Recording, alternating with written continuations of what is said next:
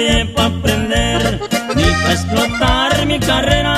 Yo estudio para saber cómo se gana la feria. Me pela un diente la ley por brechas y carreteras.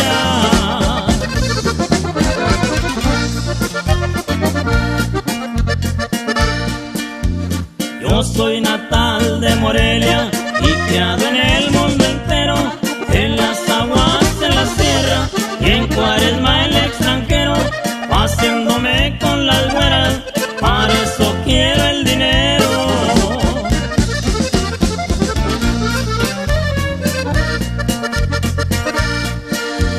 Me dice Negro Carrillo, pero mi nombre es Roberto, no sé de mi otro apellido.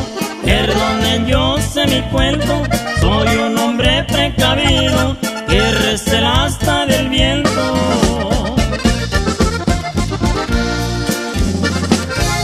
Me gustan los vicios caros y disfrutar de la vida. También me fascina el talco, las mujeres y bebidas, y cambio de chica diario, poco repito comida. Y esto es cierto, compa Juan Sosa, y pura fogata norteña, compa.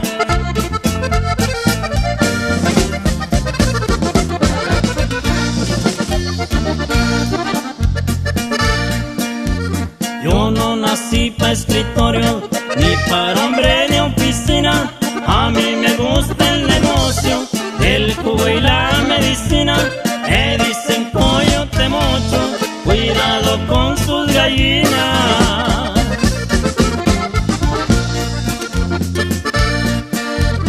Yo no presumo de agallas, solamente me defiendo. A mí el que me busca me halla y no se me arruga el cuero.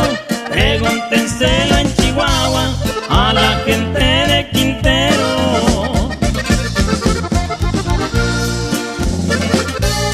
Y no me asusta el peligro, ni presumo de valiente. Cargo un juguetito chino para casos extra urgentes.